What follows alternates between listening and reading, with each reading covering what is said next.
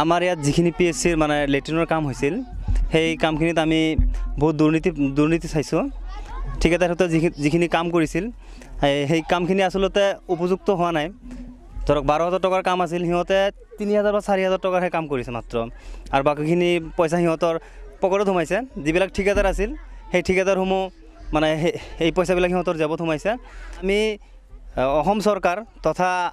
আমাৰ ভাৰত চৰকাৰক আমি আপোনালোকৰ জৰিয়তে এইখিনি কথা জনাব বিচাৰিছোঁ যে আপোনালোকে কামখিনি দিয়ে ঠিকেই কিন্তু যিখিনি আপোনাৰ গ্ৰাছৰুট লেভেলত যিখিনি আপোনাৰ হেৰি আছে ঠিকাদাৰ আছে সেই ঠিকাদাৰসমূহ আসলতে যিখিনি কাম কৰিব লাগে সেইখিনি কাম সিহঁতে নকৰে আপোনালোকে চালে গম পাব আপুনি এক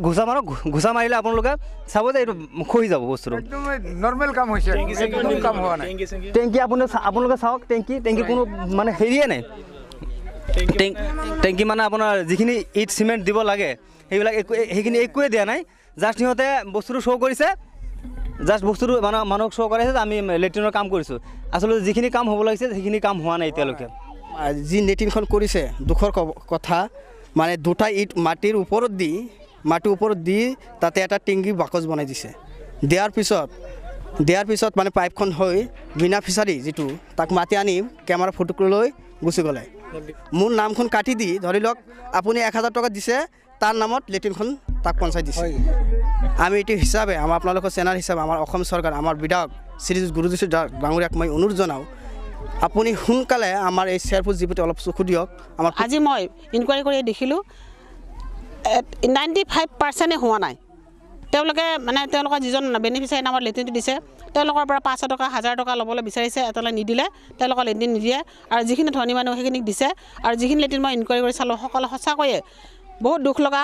মাটিৰে এটা টেংকি বনাই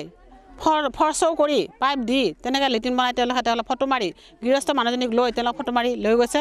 এই কাৰণে সকলোখিনি কাৰণে মই বিভাগীয় কৰ্তৃপক্ষক জনাম আৰু বিভাগীয় কৰ্তৃপক্ষক যাতে অতি শীঘ্ৰে তেওঁলোকক আনি তেওঁলোকক শাস্তি বিহাৰ কৰে তাৰ কাৰণে মই দাবী জনাম মই মোৰ মাননীয় বিধায়ক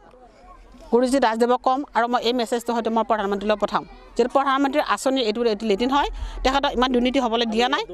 দুৰ্নীতি সঁচা 100% সঁচা হয় 100% ধৰিছোঁ মই 95% মই দেখিছোঁৱেই 100% হয় যিহেতু যিখিনি বনাইছে সেইখিনি মাটিৰ নিচিনাই বনাইছে কোনো চিমেণ্টেই দিয়া নাই অকণমান চিমেণ্ট দি দেখাকৈ দি থৈছে আৰু মই নিজেওতো জানো ঘৰ এখন